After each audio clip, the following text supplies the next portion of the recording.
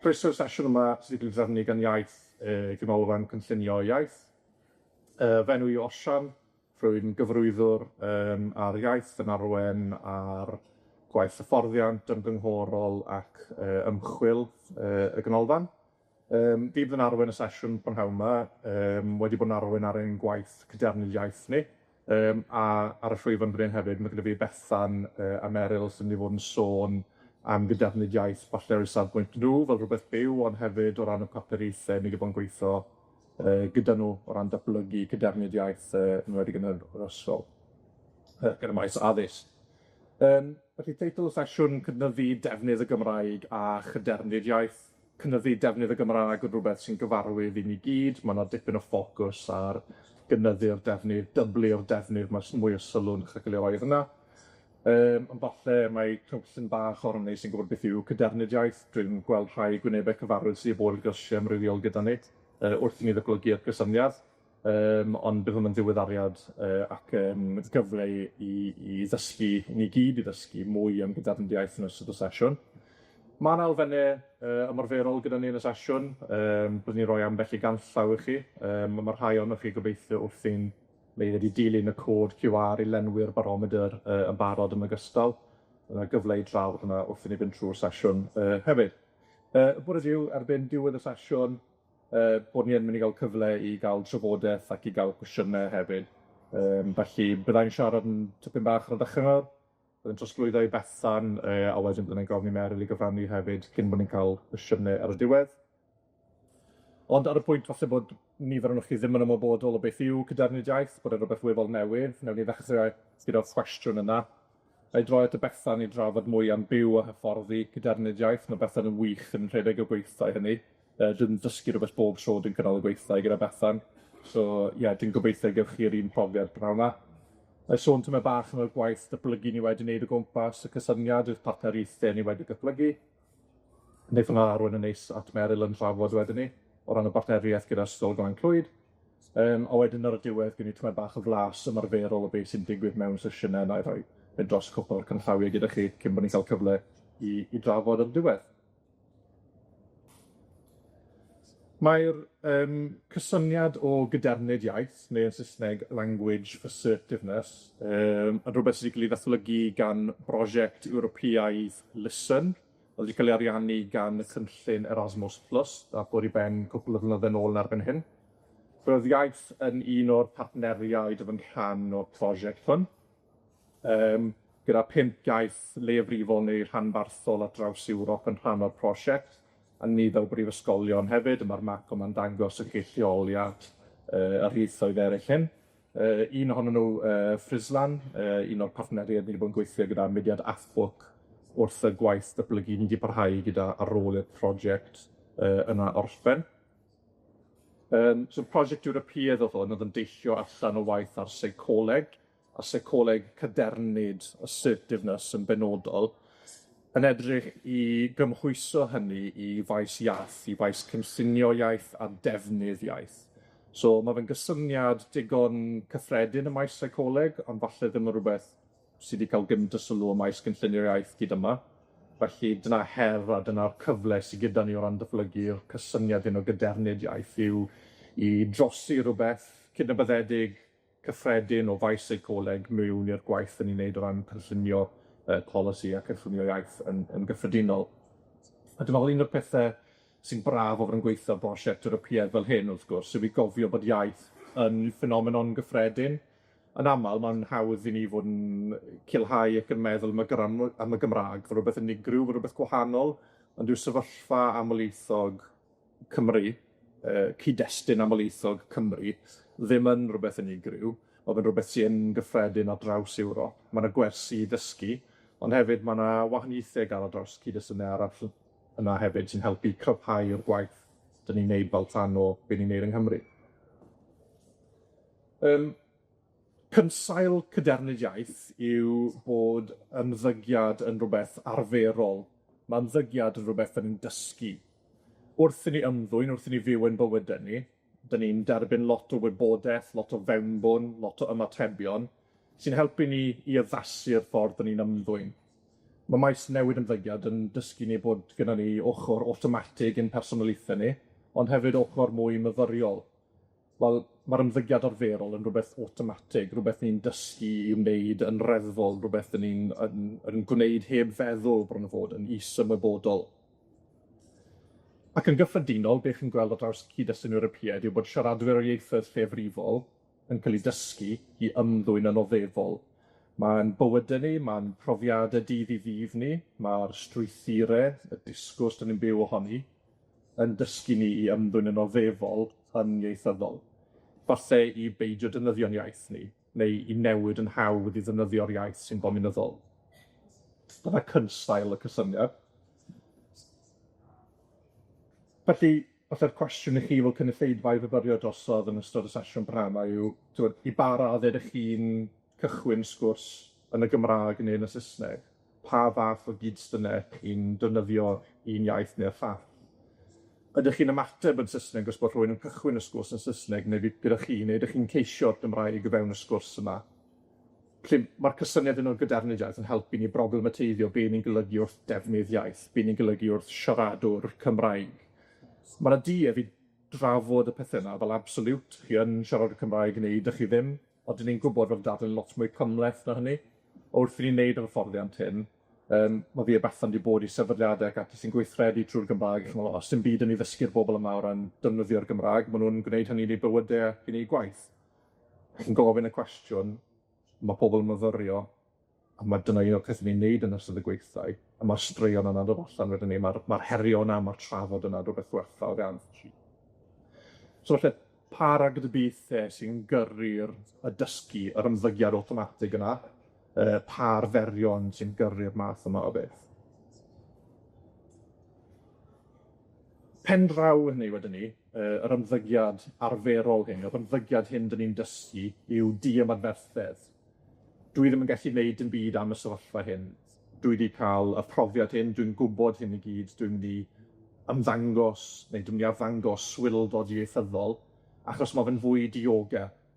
Dach chi'n amddiffyn eich hun, dach chi ddim eisiau agor eich hun lan i gael eich herio, dach chi ddim eisiau creu trafferth, dach chi ddim eisiau candallen sefyllfa, dach chi ddim eisiau creu ffwdan. Be bynnag yw'r ddynamig, mae fe'n gallu ymddangos i hun fel di-ymadferthedd arferol, di-ymadferthedd sy'n cael ei ddysgu. A dwi'n meddwl bod hwn yn hynod o bwysig wrth ni feddwl am y term yna hyder.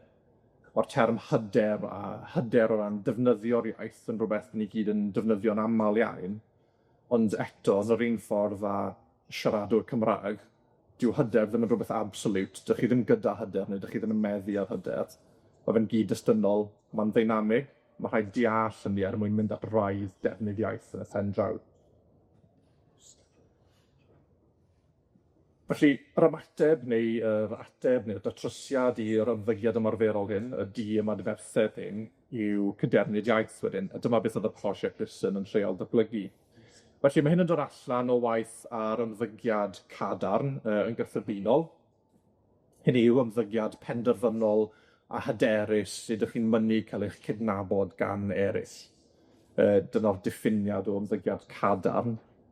Wedi cael ei gymhwyso i gyd-destun iaith wedyn ni, cadernid iaith, bod chi'n gyfforddus gyda ffynaniaeth ieithyddol eich hunain, bod yr iaith neu eich sefyllfa chi fel siaradwr iaith leafrifol ddim yn rhywbeth sy'n achosi swildod chi, ddim yn rhywbeth sy'n achosi chi i deimlo pryder, i gwestiynu eich hunain, i gwestiynnu'r dewisiadau iaith ydych chi'n gwneud. Er mwyn gwneud hynny, mae rhaid myfyrio ar ein defnydd iaith yn hunain, a rhywbeth ni wedi sylweddoli wrth cynnal y gweithdai hynny yw bod hwnna ddim yn arfer. Dyw e ddim yn rhywbeth sy'n gyffredin, yn enwedig i trwch y boblogaeth. Dyw'r cwestiwn yna, beth ych chi'n teimlo am yr iaith? Be mae'r iaith yn ei olygu i chi, ddim yn bynciau trafod cyffredin, yn enwedig yn y cyd-destun addysg dwi'n teimlo, lle mae 'na gymaint o bwyslais ar y sector addysg fel dull o gaffael iaith yn erbyn hyn, ond mae'r gyswllt a ddoll wedyn ni gyda troi gallu mewn i ddefnydd. 'Dyn ni'n cymryd yn ganiataol bod gallu yn arwain at ddefnydd, a dyw hynny ddim yn wir. Pen llanw cadernid iaith fwrdd ni felly i ddefnyddio'r Gymraeg yn rhagweithiol. Yn un o'r sesiynau nath ni wneud, o'dd rhywun yn sôn, ma' rhaid i chi ddefnyddio'r Gymraeg er mwyn i ddarganfod hi. Beth yw gofod Cymraeg? Wel, fi sy'n creu y gofod Gymraeg yna. So, dych chi'n sylweddoli eich rôl ac cyfrifoldeb chi fel siaradwr o Gymraeg. So beth yw cadernid iaith? Methodoleg i gefnogi siaradwyr i fyfyrio, i leihau pryder ac i gynyddu lles, ac i addasu ymddygiad yn gadarnhaol. A dwi'n meddwl bod hwn yn bwynt pwysig iawn, to nid pregethu dyn ni'n gwneud mewn sesiynau cadernid iaith. Dych chi'n creu gofod ar gyfer trafodaeth sy'n agored a sy'n ddiogel ac yn gynhwysol. Dwi'n meddwl bod e'n ddynamig peryglus os chi'n gweld hyn fel ni'n mynd i wneud y sesiynau hyn i gynyddu defnydd pobl o'r Gymraeg. Yn aml, dyna beth sy'n digwydd, achos dyna beth yw perthynas iach gyda'ch ieithoedd chi. Ond nid pregethu dyn ni'n gwneud, nid gwthio'r Gymraeg. Mae'n hytrach creu y gofod yna i bobl i fyfyrio ar eu perthynas nhw gyda'r iaith. A falle bod hwn yn bwynt dwi wedi cyffwrdd arno'n barod, ond un o'r deilliannau pwysig dyn ni'n gweld o gadernid iaith yw wrth i chi feddwl am y cylch defnydd iaith hyn, y cylch cadarnhaol hyn o bosib, mae yna lot o'r ffocws yn cael ei roi ar hyfedredd, cynyddu gallu a sgiliau pobl yn y Gymraeg, ond does dim gymaint o sylw yn cael ei roi ar y berthynas wedyn ni at hyder a defnydd o'r Gymraeg. Felly mae cadernid iaith yn ateb hynny, ond mae fe hefyd yn naftu i ymyrryd yn uniongyrchol ar y cydran defnydd. Ac ar hyn o bryd, dyn ni'n cymryd yn ganiataol bod y defnydd yna'n digwydd.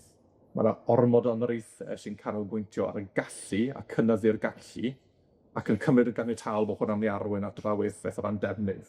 Ond nid yw hynny'n wir, nid yw'r trosglwydod yna'n digwydd. So mae cadernid iaith yn edrych ar y berthynas hynny, ac yn ymyrryd yn uniongyrchol ar ddefnydd yn ogystal.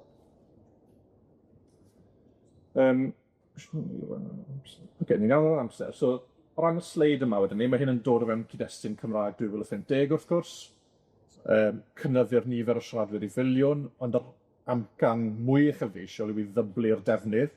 Mae hwn yn gyd-destun pwysig i'r gwaith hyn.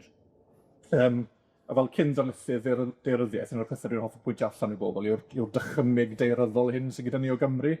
Dwi'n gwybod bod y map yn y canol yna, mae bach yn fach, ond dych chi gyd yn gyfarwydd gyda'r map yna. Canlyniadau'r cyfrifiad o sy'n dangos canran y boblogaeth sy'n siarad Cymraeg. Be mae hwnna'n dangos i ni yw y fro Gymraeg. Yr ardaloedd yna, dychymyg deiryddol yna sydd gyda ni mae'r Gymraeg yn perthyn i y gogledd orllewin Cymru yn bennaf. Dyna sut dyn ni'n deall cyd-destun y sosio-ieithyddol Cymru. Falle, bod hwnna'n bwynt dda i fynd draw o'r bella nawr i sôn am rhywle sydd ddim yn ogledd orllewin Cymru a sôn am cadernid iaith.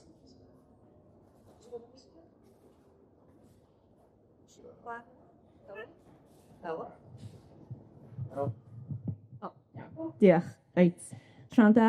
Wel, i fyddwch chi'n sylweddoli cyn bo hir, mae osianydd a cadernid, a fi di'r person sy'n byw o ddydd i ddydd yn defnyddio'r Gymraeg.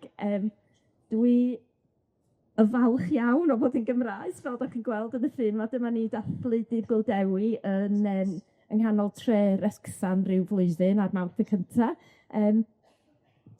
A taffan beth cyffredin i wneud, fel na faswn ni'n cerdded o gwmpas bob dydd i bawb gael gwybod, mae'n fi mod i'n falch i fod yn Gymraes. Mae bobl yn nabod fi, dwi'n deilyn yr Wyddgrug yn Sir y Fflint, a bobl yn nabod fi fel, Welsh Bethan, achos mae'n wast i rhywun efo. Ar un adeg, oedd hynna'n wneud i eddol, pan bod nhw'n nabod fi fel yna, ers wneud yr hyfforddiant cadernid iaith, dwi'n reit falch o bobl yn nabod fi fel Welsh Bethan, achos mae'n golygu bod fi'n sefyll allan, a maen nhw'n gwybod bod y Gymraeg yn bwysig i ni. Dwi'n mynd i roi chydig bach o hanes y mywyd i chi, fel bod chi'n sylweddoli bod fi wedi myfyrio lot am y Gymraeg dros yr hanner can mlynedd dwytha, yn byw mor agos at y ffin, a weithiau symud i fyw i ardal fwy Cymreig, a sylweddoli, da ni'n neud peth pwysig ar y ffin, mae'n bwysig bod ni'n aros yna. Dwi'n aelod o bob math o bethau yn y gymuned, ond y ddau prif beth dwi'n teimlo sy'n cyfrannu'n bwysig iawn i'r gymuned ar hyn o bryd ydy grwpiau Dathwyr Delyn ac Cwr Pentan, da ni yma ar y maes wythnos yma, ond beth sy'n braf ydy bod gennym ni cymysgedd o siaradwyr Cymraeg, dysgwyr, a mae yna bobl di-Gymraeg yn dod atyn ni, a mae hynny'n rhoi'r addwd iddyn nhw dysgu'r Gymraeg hefyd iddyn nhw gael be da ni'n dweud o hyd, ond mae cadernid iaith yn holl bwysig o fewn y gweithgareddau yma. Reit, so fel ydych chi'n gweld, ffin ohona i mewn het cap Cymru a pêl-droed. Mae pêl-droed wastad wedi bod yn rhan pwysig o mywyd i, o dad yn chwarae pêl-droed i Gymru ac i Wrecsam. Diolch dyd bod yn chwarae pêl-droed. Ges i ngeni yn Lerpwl. Diolch beth bod wedi cael ei arwyddo i Wrecsam, dyna dwi'n trio deud. Tasau fel heb gael ei arwyddo i Wrecsam, falle swn i'n byd erbyn addysg Gymraeg, falle mae Skype y bach faswn i dal i fod dyddi yma, ond dwi yn licio bobl Lerpwl, dwi'n licio hiwmor nhw. Felly dyfa llun ohonyn ni, pan ddaru ni symud i'r Wyddgrug, o'n i'n 4 oed, mam a dad yn angerddol iawn tuag at y Gymraeg. Da ni'n cofio fel plant mynd i protestiadau Cymdeithas yr Iaith, oedden ni'n gwybod bod o'n bwysig o'n i sefyll fyny dros ein hawliau. A dyn dos yn chwaer yn diweddarach wedyn yn yr 80au. So mae yna 3 ohonyn ni. A dwi'n rhoi llun o'r 3 ohonyn ni, achos dwi'n cofio fel plentyn yn byw yn yr Wyddgrug, dwi'n cofio pobl yn dod at neu plant eraill yn dod at y drws, croci ar y drws ac yn deud wrth fam, is Bethar coming out to play? A dwi'n cofio deud fam, dwi'n eisiau ni'n darllen. A dwi'n meddwl, wrth edrych yn ôl am y ddyrio, dwi'n meddwl bod hynny oherwydd, do'n i ddim eisiau chwarae allan ar y stryd yn Saesneg efo'r pont bach eraill. O'n i'n hapusach yn yr ardd yn chwarae efo mrawd a'n chwaer. A dyn, y llun ola wedyn, mae'r gŵr yn dod â ceicona, da ni di setlo yn yr Wyddgrug, mae gennym ni 3 o blant, ac dwi'n falch iawn i ddeud bod nhw'n reit gadarn i Cymraeg erbyn hyn hefyd, ac yn hyderus, ac yn defnyddio'r Gymraeg o ddydd i ddydd yn ei gwaith. Sy'n dipyn o her, dwi'n meddwl, pan da'n byw yn y gogledd ddwyrain, mae'n hawdd cosi'r iaith. Ond o'n i sôn am Cymdeithas yr Iaith, ac i fi gael trio cyfleu cadernid iaith o'n un cysyniad, fi wedi trio defnyddio 2 ddyfyniad sy'n eitha gwrth-gyferbyniol, ond efo Cymdeithas yr Iaith, dwi'n cofio'r ymgylch wisio byw yn Gymraeg. A dyna sut o'n i'n teimlo fel plentyn, isio medru mynd i wersi pêl-rwyd yn Gymraeg, gwersi nofio, ond doedden nhw ddim ar gael o'r sepan drws yn Gymraeg. Felly, o fe'n creu dipyn bach yn rhwystredig, i mi falle siarad Cymraeg o'n hartre a'r holl wasanaethau ddim ar gael yn Gymraeg tu allan i'r cartret. A dyn, wrth magu'r plant ag defnyddio'r Gymraeg a falle trio defnyddio'r Gymraeg yn y gymuned, y neges dwi wedi clywed yr hyd y blynyddoedd ydy nobody speaks Welsh here, nobody speaks Welsh here.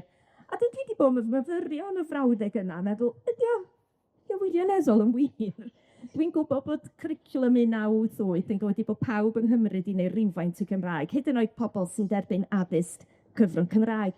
Felly, cyn i mi wybod am cadernid iaith, mis i benderfynu siawns bod bobl yn gwybod y rhifau yn Gymraeg, rhifau 10 yn Gymraeg. Felly, dechrau wrth fynd i brynu petrol, defnyddio rhifau yn Gymraeg, a sylweddoli bod bobl yn ymateb.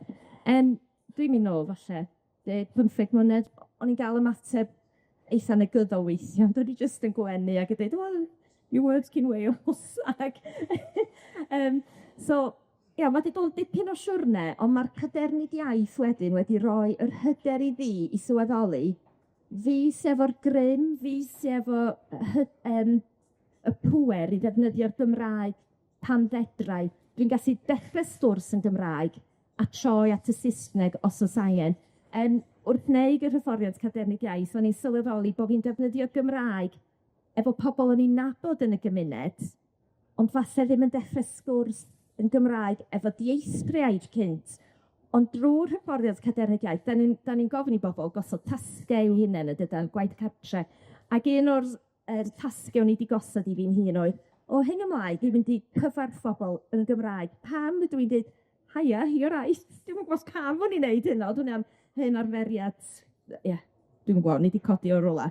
Felly, newid yr arferiad, o'n i cerdded i'w mam bob bore, cerdded i'w stryd yr Wyddgrug, a sylweddoli bod bobl yn falch i ymateb yn ôl efo bore da weithiau. Ac un disgybl, oedd e'n gwisgo gwisg ysgol yr ysgol cyfrwng Saesneg lleol, yn deud wrthai, you speak Welsh? So mae'r ffaith bod fi yn defnyddio'r Gymraeg sy allan i'r cartre a mewn lledydd falle i bobl ifanc ddim yn disgwyl i ddefnyddio'r Gymraeg, yn neud i'n sylweddoli ma' 'na bobl yn defnyddio'r iaith ma' nhw'n dysgu yn yr ysgol hefyd. Ma'n helpu nhw sylweddoli mai nid dim ond pwnc ysgol ydi'r Gymraeg. Felly, ia. Be mae'r be mae'r hyfforddiant cadernid iaith yn neud ydy helpu ni sylweddoli, neu helpu fi beth bynnag, mae'n atgoffa fi bob tro dwi'n defnyddio, neu bob tro dwi'n cychwyn sgwrs yn Gymraeg. Dwi'n rhoi neges i fi hun i fathre efo, bod gennau drym, mae gennau pŵer, fi sy'n cychwyn y sgwrs, dwi'n gallu dangos i bobl mod i'n falch bod fi'n defnyddio, yn gallu siarad Cymraeg, ond hefyd, mae'r person sy'n clywed y Gymraeg yn derbyn neges hefyd. So, dwi'n modelu'n gadarnhaol i bobl eraill sy'n siarad Cymraeg. Dwi'n gallu gorfodi siaradwyr Cymraeg eraill i siarad Cymraeg. A dyna'r peth allweddol dwi'n meddwl yn yr hyfforddiant ynde. Sylweddoli, does gennai ddim y grym i gorfodi neb arall i siarad Cymraeg. Dwi'n mond yn gallu modelu yr hyn sy'n teimlo'n gyffyrddus i fi. Mae siaradwyr newydd hefyd, mae hynna'n dipyn o her, dal ati siarad Cymraeg weithiau, pan mae sgwrs yn mynd yn fwy tymleth, ac geiriau yn fwy anodd, neu falle dysgwyr ddim yn gwybod sut i ateb yn Gymraeg. Dwi wedi sylweddoli bod sgwrs hollol ddwyieithog yn hollol dderbyniol, a mae eisiau normaleidio hyn fwy, dwi'n meddwl. Dwi'n reit gyffyrddus yn siarad Cymraeg, a bod ffrind i mi yn ateb yn Saesneg, diolch yn broblem. Maen nhw dallt be dwi'n deud yn Gymraeg, ond sgydyn nhw'n eto y geirfa, neu dyn nhw'n gallu ymateb digon sydyn, i felly dim ots ydyn nhw'n ymateb y Saesneg. A gynnau ffrindiau, o eraill falle, neithiwr, o'n i yn Saith Seren, mae'r rheolwr y bar y fanna, medru dallt Cymraeg, ond anaml iawn eith o ddefnyddio'r Gymraeg, o'n i yna neithiwr, mynd at o ateb yn Gymraeg neithiwr sy'n ddiddorol iawn. Felly mae pethau'n cymryd amser, ond oedd o'n dangos bod yn ymdrech i ddal ati ddefnyddio'r Gymraeg, efo amser wedi gael effaith a dylanwad ar ei hyder ôl gobeithio i ddefnyddio'r Gymraeg. Be dwi hefyd yn gwneud wrth ddefnyddio'r Gymraeg ydy cadarnhau i'r siaradwyr newydd bod 'na werth i chi ddysgu Gymraeg. Dwi'n rili falch bod chi'n neud yr ymdrech, ac os ydw i'n mynd i droi at y Saesneg ac gyda'n dysgu Cymraeg, ydy pwrpas chi'n dysgu Cymraeg os dwi eisiau troi at y Saesneg yn rhy sydyn. A dyn, rheini sydd ddim yn dallt y Gymraeg hefyd, dwi wedi cael ambell sefyllfa lle mae bobl yn dweud, I don't speak Welsh. Wel, achos bod chi wedi cychwyn siarad Cymraeg, maen nhw'n sylweddoli, falle bod 'na angen iddyn nhw yn y dyfodol i ble dysgu Cymraeg. Felly, mae'r ymddygiad dwi'n dangos wrth defnyddio'r Gymraeg, falle'n plannu hedyn, mae'n gael effaith yn y dyfodol ar bobl eraill. A bobl sy'n dod i'r wlad hefyd i fyw yma hefyd, byth yn rhy hwyr i dysgu Gymraeg, ac dyna eisiau pawb teimlo bod yr iaith yn perthyn iddyn nhw hefyd. Ond y prif neges mae'n rhoi i fi ydy, falle, symud o dwi isio siarad Cymraeg i dwi'n gallu siarad Cymraeg, dwi'n gallu byw yn y Gymraeg, fi sydd efo'r gryn i ddechrau'r sgyrsiau 'na ac i cefnogi yn ffrindiau. Mae lot o rhieni yn ardal Wyddgrug yn gwerthfawrogi'r cyfle. Os ga i rhannu un stori hefyd, cyn i mi pasio ymlaen i Meryl. O'n i yma ar y maes ddoe ac yn siarad efo un o mynychwyr sesiwn cadernid iaith oedden ni wedi paratoi ar gyfer rhag fel mae digwydd Elin. Ac mae'n llyfrgellydd erbyn hyn yn y Gogledd Dwyren ma' rwla, oedd ddim isio fi enwi hi. A be nath hi ddeud oedd, ar ôl wneud y sesiwn, ar ôl wneud yr hyfforddiant cadernid iaith, be ma' 'di'r wneud iddi hi ydi roi'r hyder iddi hi rŵan bod hi'n gweithio fel llyfrgellydd. Pe mae'r rhieni'n dod at y desg efo'u plant, di'r rhieni ddim yn siarad Cymraeg, ond os ti'n gwybod bod y plant yn medru'r Gymraeg, mae gen i'r hyder i ddefnyddio'r Gymraeg o flaen y rhieni, a falle fyddai ddim wedi wneud hynna cynt, os oedd hi heb myfyrio ynglyn â sut sa'n ni'n defnyddio'r Gymraeg. Felly, oedd hynna galonogol i fi, dwi'n meddwl, ar ôl gael hwyl yn roi'r hyfforddiant a rhannu rhai o'r straeog i'w rhannu yn ystod yr hyfforddiant, sylweddoli bod o wir wedi gael dylanwad ar sut mae rhywun arall falle'n defnyddio'r Gymraeg ac yn cynyddu i defnyddio'r Gymraeg yn y gwaith. So gobeithio bod hwnna'n rhoi rhywfaint o wybodaeth i chi.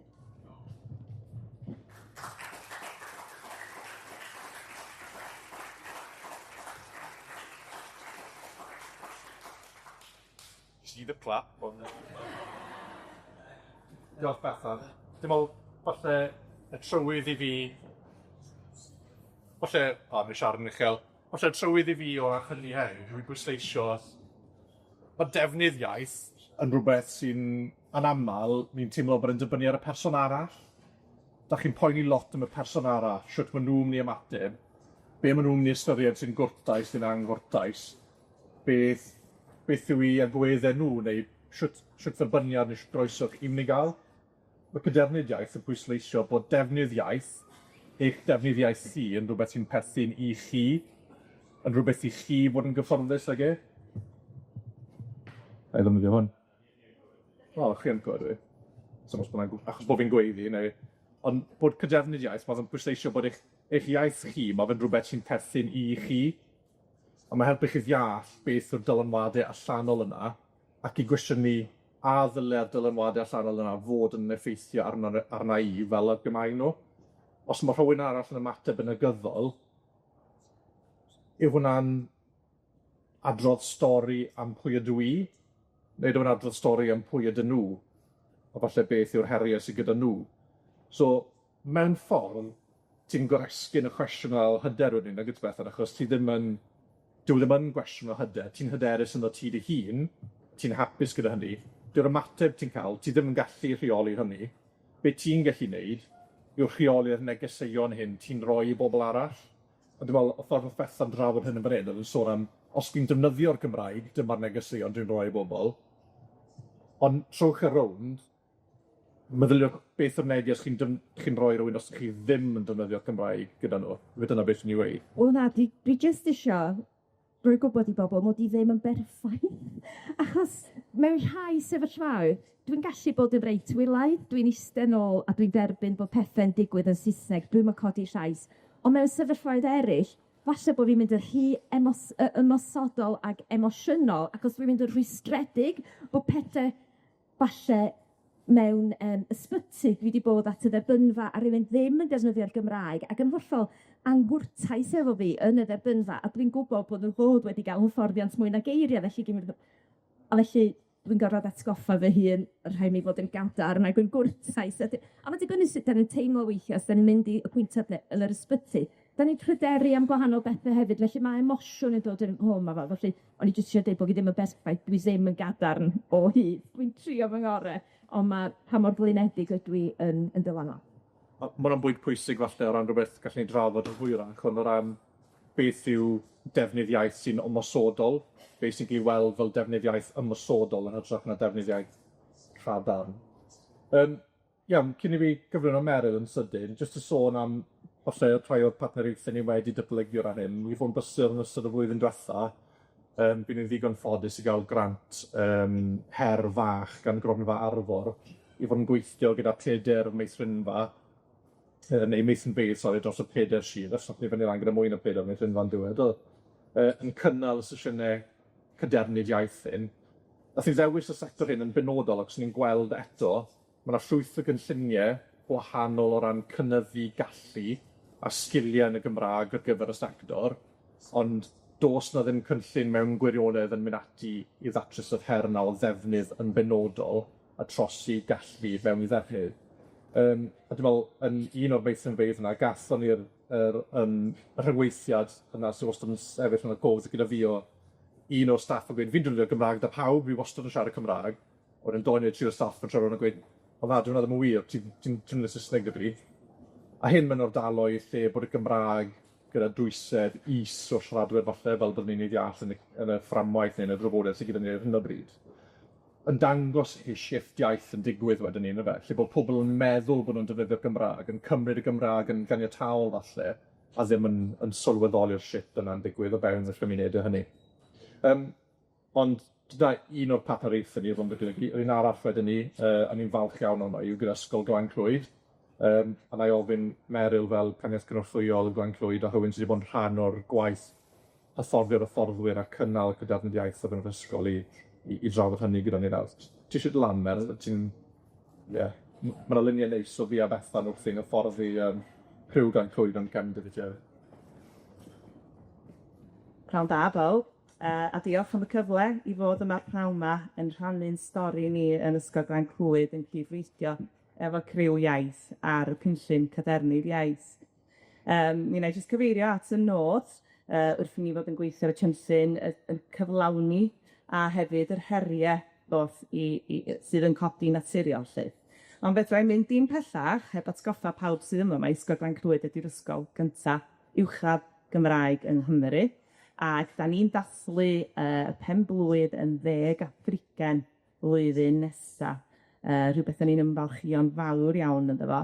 Mi ydw i'n gen ddisgybl bod yr ysgol a hefyd yn dysgu yn yr ysgol bellach ers 3 blynedd ar 10, ar ôl bod yn gweithio ar amrywiol brosiectau yn ymwneud â'r iaith yn ystod yng Nghyrfa. Ond mae'n braf bod yna ar gyfer y cyfnod dathlu, achos da ni wir yn teimlo bod achos o ddathlu wrth i ni fod yn ysgol yn y Gogledd Ddwyrain yn gor'o' gweithio'n galed dros enni lle'r Gymraeg yng nghanol yn disgyblion. Dwi'n mynd i sôn am safle'r ysgol, achos mae hwnna'n gwbl allweddol.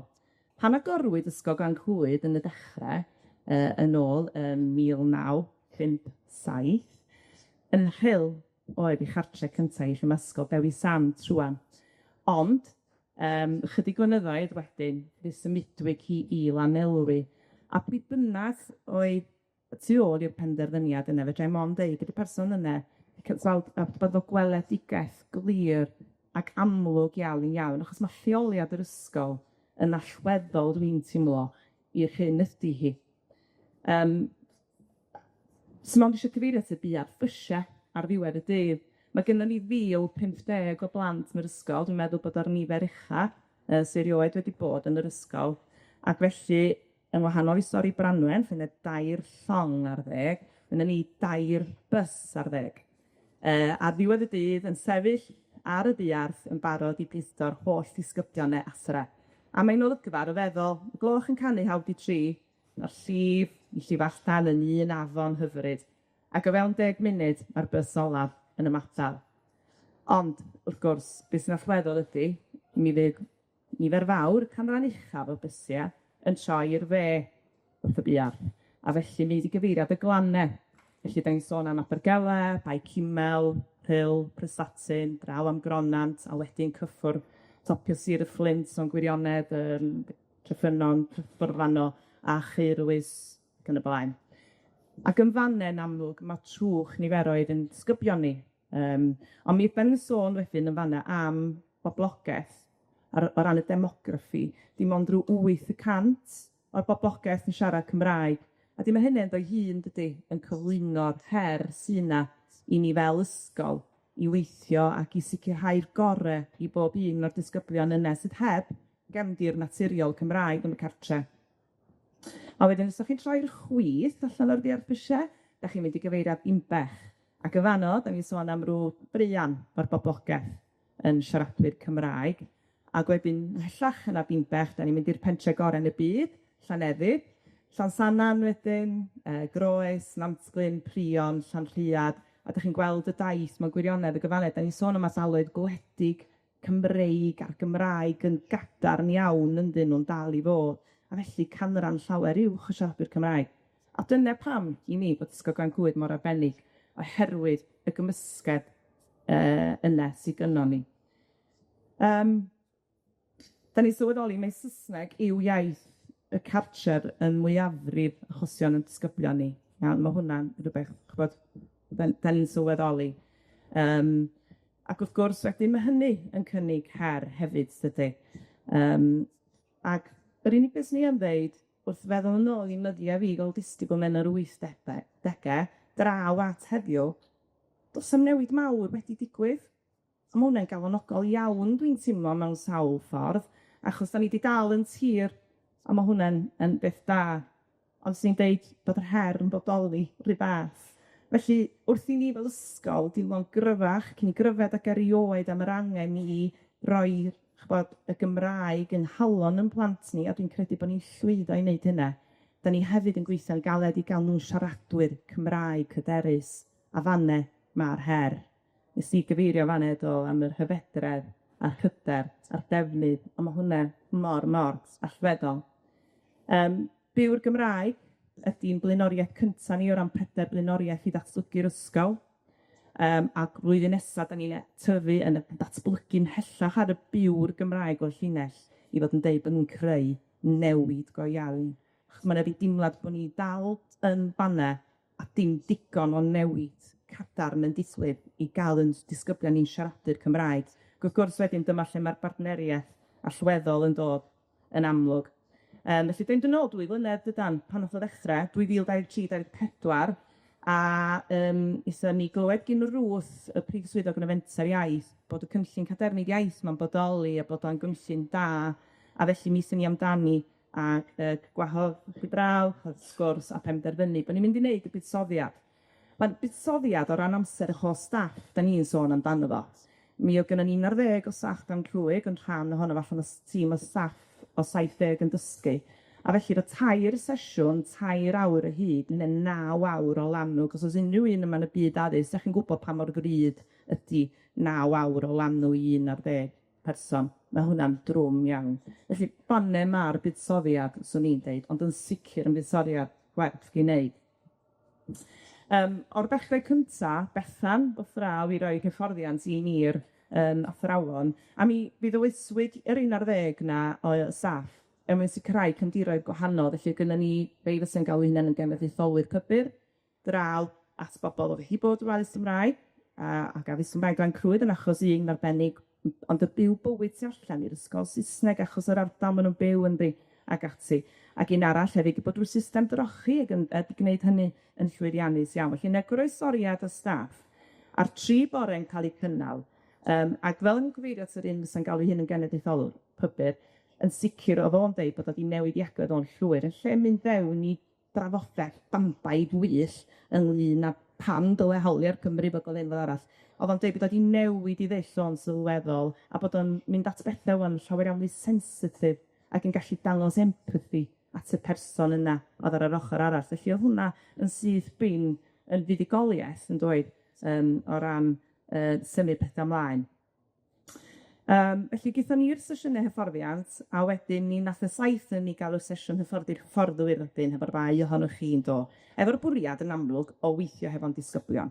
Felly, drio bod mor grynog y fedrai, wnaethon ni weithio yn ystod y flwyddyn 2023 fo 2 flynedd yn ôl hefo disgyblion y chweched dosbarth blwyddyn 12, a chynnwys pawb ohonyn nhw.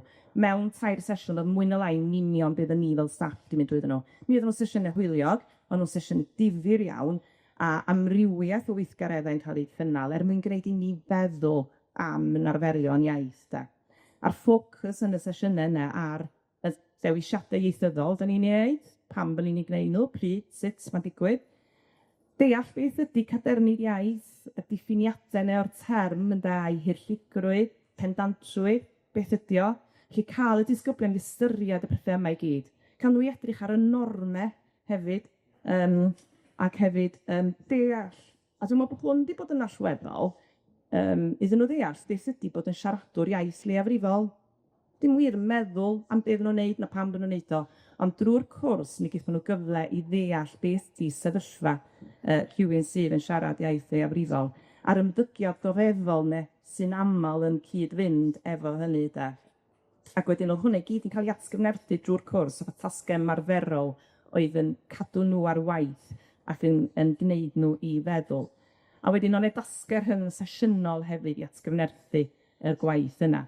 Wedyn wnaethon ni'r flwyddyn diwetha yma, a wnaethon ni addasu chydig bach, felly wnaethon ni ddewis tro yma 10 o ddisgyblion. A 2012 eto, dewis y 40 oedd yn gwneud Cymraeg lefel A, gan dybio bod yr angerdd a'r tân yn y bol yn mynd i fod yn amlwg, a di dewis arweinwyr, bobl oedd yn amlwg yn gefnogol i Gymraeg, bobl sy'n ddylanwadol iawn o ran i dull, dewis nhw wedyn o ran yr gweddill y grŵp. A sesiwn ychydig byrrach tro yma, a falle un peth eithon ni newid, yn hytrach na roi tasgau gwaith cartref, fel ne, rhwng y sesiynau, wnaethon ni fynd fwy am weithdai. Felly ddwn ni, ond 4 aelod o staff yn cynnal yr gweithdai a'r sesiynau, a wedyn ddwn ni a 2 gydweithwyr arall yn cyfarfod efo nhw bob pythefnos, mwyn rhoi gweithgareddau ar waith, fel bod nhw'n gwneud gwahaniaeth i fywyd yr ysgol, i fod yn byw i'r Gymraeg, i fod yn gweithio tuag at creu'r newid. Be dwi'n sôn amdano, pethau fatha creu ddysgwr chwarae QR code, hwnnw ar y waliau mewn posteri. TikTok fideo. Quiz i'w cyd-disgyblion, wnaethon nhw greu. Hefyd, gweithio rhywbeth efo'r blwyddyn 7, na sicr beth o'n eisiau gweithio mwy arno fo. Chwared caneuon Cymraeg drwy'r restr chwarae ar synyddion yr ysgol, gweithio ar ymddygiad Gwilfewi ni, lle gaethon ni bincath i fewn, felly iddyn nhw roi rhyw bosteri yn awgrymu. Mae lot o ddordeb mewn bethau fel yna, mae'n wir rhyfod mwynhad o ran hynny. Ac yna hefyd gweithio ar y Steddfod ysgol ddiwedd y flwyddyn.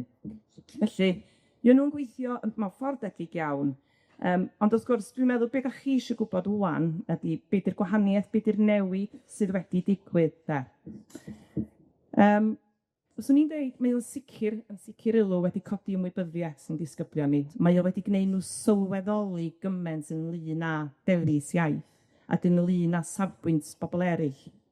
Bydd yn dod yn ôl drwy'r amser i miloedd, ac oedd o'n agoriad llygad, bod ni'n wybod o, y pwyslais oedd y gymaint o'n nhw ddeud bod nhw ddim yn clywed dim Cymraeg tu allan yr ysgol. Dim Cymraeg, oedd o ddim yn bodoli yn y bywydau nhw unwaith nhw'n gadael ysgol. A mae hwnna'n parhau i fod yn sioc i mi, dwi'n bwys faint sydd yn ei goed neu bydd dal i ryfeddu, pan da ni gyd yn gallu byw yn bywydau yn llwyd trwy gyfrwng Gymraeg.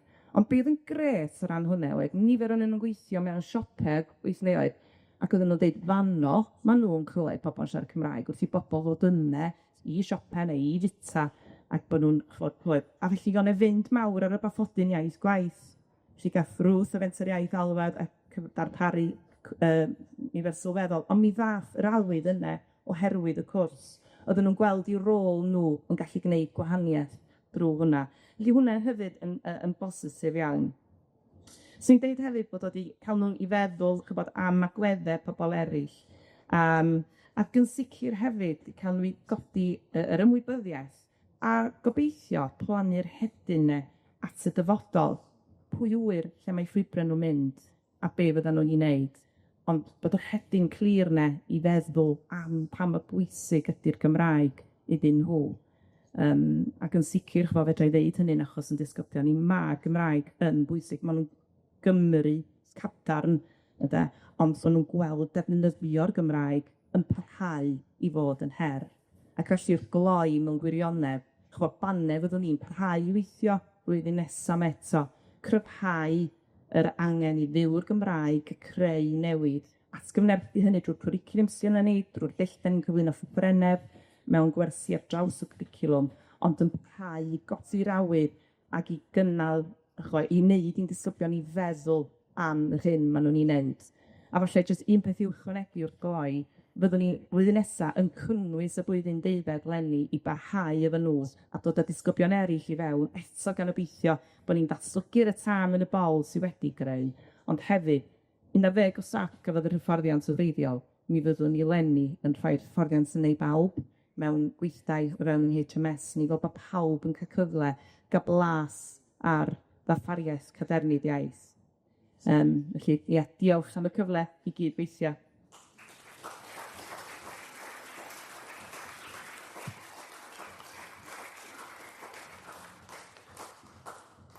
A ddim cymryd y clapio yn bersonol. Byddai'n heiddi clapio yn dweud. Trach fawr ti'n meddwl. Dwi'n meddwl, falle mae beth ddylwn ni nawr ys mynd mlaen i gael cwestiynau, ond jyst i ymateb i beth ti wedi gweud fyna, dwi'n meddwl beth sy'n bwysig yn fan hyn hefyd, yw i ddeall, mae iaith yn ffenomenon gyffredin, mae iaith leiafrifol yn ffenomenon gyffredin yn y cyd-destun Ewropeaidd, ond eto, falle dyw hwnna ddim yn rhywbeth dyn ni yn trafod gyda pobl ifanc. A dyn ni yn rhoi tipyn y bwysau ar bobl ifanc trwy'r sector addysg o ran cynyddu'r nifer y siaradwyr ac ati. Ond a os yr ystyriaeth yna o fod yn meddwl beth yw effaith hynny arnyn nhw. Un o'r pwyntiau byddwn ni eisiau gwneud os y lot mwy amser gyda fi yw i bwysleisio bod ni'n byw ar hyn o bryd yn dou fyd.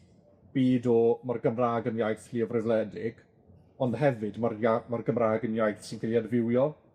Mae'na peryg bod y ddoi ddynamig yna, bod y ddoi fyd yna'n dod at ei gilydd mewn ffordd negyddol, a bod y ffordd ni'n adfywio'r Gymraeg yn cael effaith negyddol ar defnydd pobl o'r Gymraeg.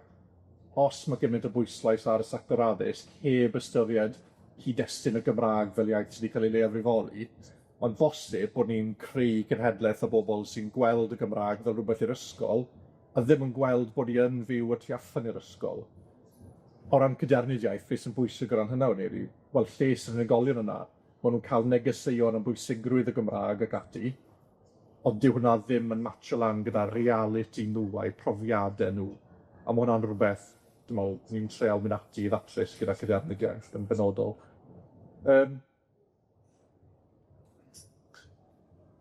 Skipio trwy rein, ond jyst i weid, ar hyn o bryd, dyn ni'n gweld bod yna dipyn o ddefnydd i cadernid iaith, fi'n credu, i fod yn cynnyddu defnydd iaith, ond hefyd i fod yn datblygu y sail tystiolaeth ar gyfer hynny yn ogystal. Felly, be na'n ein ar yw, na i ofyn cwestiynau, ond os does dim diddordeb gyda chi yn y cwestiynau sy'n cael ei ofyn, a croeso chi sganio'r QR code a llenwi allan y barometr cadernid iaith. Mae yna 10 cwestiwn yna yn unig. Beth yw rhyw fath o brawd i cael mesur beth yw'ch cadernid iaith chi. Croeso chi wneud hyn, mae croeso chi o eich e-bost mewn i chi gael yr ymatebion, y dadansoddiad yn ôl. Bydd hynny'n digwydd yn ystod bob ffordd nesaf. Ond fe na ni nawr yw, na droi at chi ofyn os bod yna unrhyw gwestiynau i unrhyw un o'r 3 ohono ni. Mae gyda ni waith sy'n mynd i deithio draw i'r cornel fan'na nawr. Sy'n gyndo. Diolch yn fawr. Dych chi'n gaffi'n hwyd i? Mae yna leia un person yn y gynulleidfa'n gwybod yn oed i, ond mae fi yn ystod gan clywed, ond da ni yn yr hewl fwy nag o'n i'n Llanewy. Yw na yw pli. Ond mes i o ganol wedyn i Aberystwyth i wneud deiryddiaeth, a dim ond pan oedd ar gychwyn cael seminar yn Gymraeg yn tro cynta, ond pwy oedd yna wrth gwrs, oedd ti'n cofio, diolch yn gwestiwn yn unig i'r academydd, bod Dr Harold Carter yn athro, a wedyn oedd un o'r darlithwyr amlwg a Dr John H. yn athro yn athro wedyn, ac oedden nhw wedi dechrau dadansoddi y cyfrifiad bob degawd. Ac, ond oedden nhw angen esbonio fo i'r cyhoedd neu hanner, a wnaethon nhw i fyny efo'r dull yma o lyn yn crebachu. Ac yn wrthsychu, oedd y tyllau mynd yn llai efo'r llai, a bod hwnna yn esbonio'r sefyllfa o ran Cymru a map o Gymru. Wedyn nes i'n pendroni am hwnna, ac yn meddwl, o'n i'n meddwl, llanw a thrai a rhywbeth fel hyn, da. Ac mae clyder, da chi wedi sôn amdano fwyaf, mae delweddau a termau bachog yn bwysig iawn heddiw, a pethau cryno iawn hefyd, ynddo. Felly, os na rhyw ffordd o grynhoi, fe da chi wedi bod yn siarad amdano fo yn gryno iawn, a da chi wedi sôn am y hyfforddi yma rwan, fydd am llawer o bobl o ran niferoedd yn gallu cael yr hyfforddi, ond mae yna elfen o hyfforddiant bywyd yn does, a ni gyd yn gyfynnu ar hwnna. Dyna beth sydd wedi bod yn ddiddorol iawn am y gwasanaeth chi hefyd. Diolch yn fawr. Bali a ddali brysydnau fan'na. Yn gyntaf, o ran cyrraedd trwch y boblogaeth, cwestiwn o wyllus yw e. Y mudiad wedi gweithio gyda'n ffislan athwg, maen nhw'n cynnal y cyrsiau hyn yn gymunedol, gyda'r gymuned, gyda'r cyhoedd yn rhad yn ddim. So mae hwnna'n rhywbeth i ystyried yma yng Nghymru a rhywbeth byddwn ni'n hoffi gweld yn digwydd. Ond o ran falle'r bachyn sydyn yna, y llyn yn crebachu, y ddelwedd yna, hwnna yw'r dychymyg deiryddol sydd gyda ni. Ond falle y dychymyg deiryddol hoffen i chi gael yw un lle bod yna siaradwyr Cymraeg bob man yng Nghymru. Gallu ddangos y map i chi o le mae siaradwyr Cymraeg o ran niferoedd. Mae'r gogledd ddwyrain yn gryf iawn. Mae hwnna'n naid, mae hwnna'n naid mae rhaid i ni gymryd fel siaradwyr i ddeall bod gyda ni rôl i siarad Cymraeg gyda pobl ifanc mewn llefydd byddwch chi ddim yn disgwyl i ddefnyddio Gymraeg yn y lle cynta. Herio'ch hunan i wneud y cam yna, ac i ddeall fod trwch y boblogaeth yn derbyn rhywfaint o addysg yn y Gymraeg yn erbyn hyn. A os ydych chi ddim yn defnyddio'r Gymraeg gyda nhw, pa fath o neges ydych chi'n rhoi iddyn nhw? Dyna yn syml iawn byddwn ni'n gweud. O Bethan yn enghraifft gwych o hwnna o ran defnyddio'r Gymraeg ydych chi'n gallu gwneud yn y beth, yn niferoedd, mynd i'r garej, defnyddio'r Gymraeg, be bynnag. Dwi'n siŵr os dwi'n ateb y cwestiwn chi, ond dwi'n meddwl wrth fyfyrio am ymhentyndod, dwi wedi sylweddoli oedd mam a dad yn gadarn iawn i Cymraeg. A pan oedd ymhlant i'n mynd i addysg Gymraeg, o'n i teimlo bod yr athrawon yn disgwyl lot fawr oddi wrth ymhlant i, achos o'n nhw siarad Cymraeg yn barod, ac o'n nhw'n teimlo bod hynny chydig bach yn anheg, achos bod nhw'n siarad Cymraeg yn naturiol fel plant, a nid cyfrifoldeb ymhlant i o'dd cefnogi plant eryll i siarad Cymraeg. Felly be ma' cadernid iaith wedi wneud i fi ydi sylweddoli yr ochor seicolegol a pam falle bod angen fwy o hyfforddiant cadernid iaith o fewn y byd addysg. Dwi'n teimlo bo' 'na lot o fuddsoddiad, a da iawn hynny hefyd, bo' 'na fuddsoddiad i cefnogi pobol sydd isio dysgu Cymraeg, ond dwi'n teimlo falle bo' 'na chydig bach o fwlch o ran cefnogi ni sy'n siaradwyr Cymraeg naturiol yn barod, i ni wbod be' 'di'n rôl ni o fewn yr datblygiad yna. Os ma' 'na un gwestiwn sydyn arall, a wedyn bydd ni off yn hwnna, achos mae'n newydd fynd i munud i. Mi gymryd un gwestiwn sydyn. Diolch yn fawr iawn.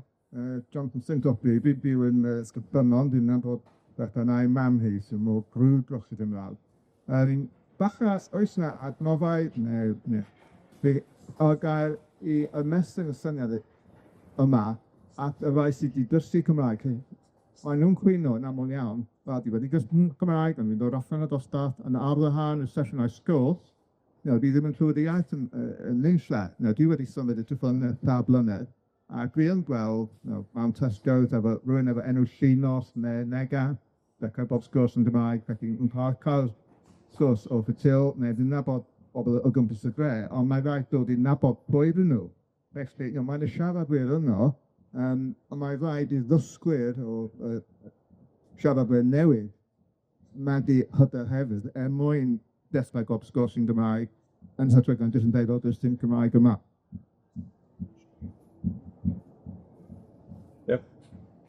Think ti na. I orffen yn sydyn, nath ni roi Catherine a finne roi tystiolaeth i'r pwyllgor yn Senedd cwpl o wythnos yn ôl. A un o'r pethau, un o'r aelodau wedi oedd, sdim gair o Gymraeg dyn nhw rhwng ffordd hyn. Fi'n nabod nhw, sdim gair o Gymraeg ydyn nhw. Mae hwnna'n un o'r pethau mes i gamu tu hwnt fi'n cael i ddeall ma' na Gymraeg ydyn nhw, a ma' na bosib o ryw ddefnyddio fe. Dwi'n meddwl hefyd, oeddech chi'n sôn am adnoddau. Dwi'n yn siŵr os mae adnoddau sy'n helpu bobl, ond pen da ni'n cynnig yr hyfforddiant, mae'n rhoi lle sad i bobl trafod a myfyrio. A taith ydi cadernid iaith mewn ffordd. O'n i'n egluro ynghynt, dydw i ddim yn berffaith. Dwi dal i ymarfer cadernid iaith. Dwi gael yn rhoi mewn sydd y siarad newydd bob tro. Seicoleg iaith ydi, felly mae angen y drafodeth yn hytrach na'r adnoddau, dwi'n meddwl, yn blys. Iawn, grêt. O'n i'n meddwl adnoddau yn estyn y cwrsiau cadernid iaith ar gyfer y newyddiadur'r iaith fel y dolion hefyd. Grêt. Iawn, diolch yn fawr i chi. Mae'n 5 munud i 2, felly bydd rhaid ni orffen yn fyna. Diolch yn fawr Meryl a diolch yn fawr Bethan yn eich cyfraniadau gwych i'r ffrawn yma. A diolch yn fawr iawn i chi gyd yn fynychu hefyd.